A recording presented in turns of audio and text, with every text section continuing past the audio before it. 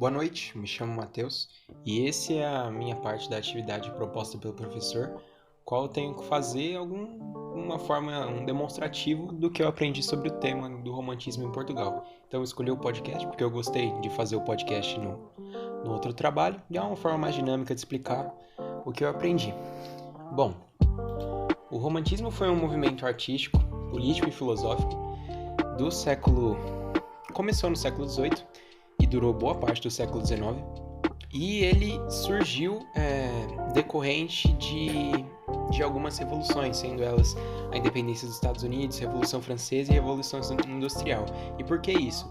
Porque após essas revoluções, denominadas revoluções burguesas, aconteceu a consolidação do sistema capitalista.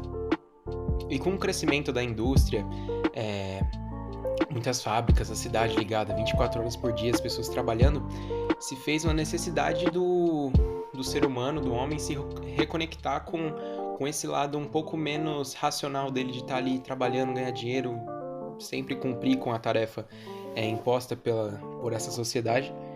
E dessa forma, as obras literárias serviram como uma forma de escape da realidade.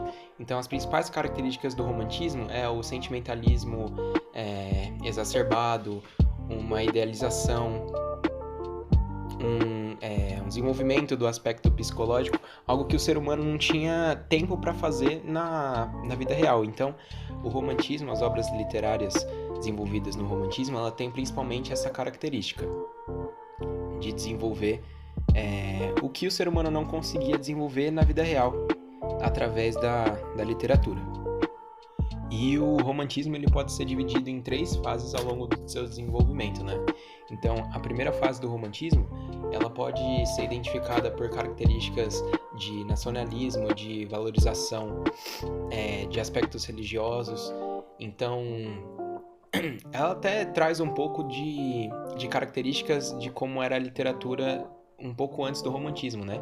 De ter essa supervalorização de uma cultura, de conquistas, mas trazendo um pouco mais pro lado do romantismo, a supervalorização do eu e do aspecto psicológico dos personagens, no qual estava dentro do conflito da narrativa ali.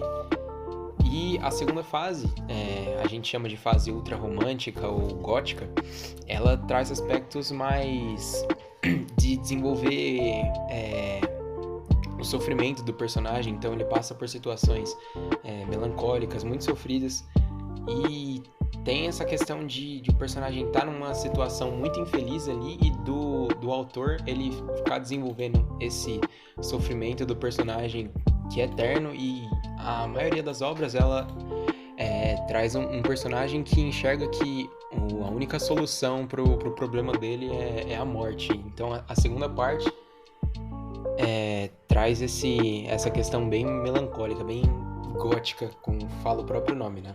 E por fim, a terceira fase do romantismo, ela traz características mais parecidas com o próximo movimento literário que viria, que é o modernismo.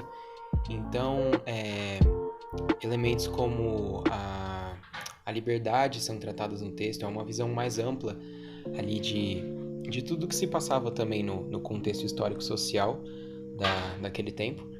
Então, temas como o abolicionismo são tratados, e esse movimento ele sofreu muita influência também de um escritor francês, que é o Victor Hugo. Então, temas como esses de trazer uma identidade nacional, de tratar temas mais críticos e de liberdade do indivíduo são tratados no texto. Bom, foi isso que eu aprendi sobre o tema. Claro que às vezes o acompanhamento do professor em sala de aula a gente acaba relembrando mais algumas coisas, só que foi isso que eu consegui separar para fazer no podcast. Espero que você tenha gostado, e é isso.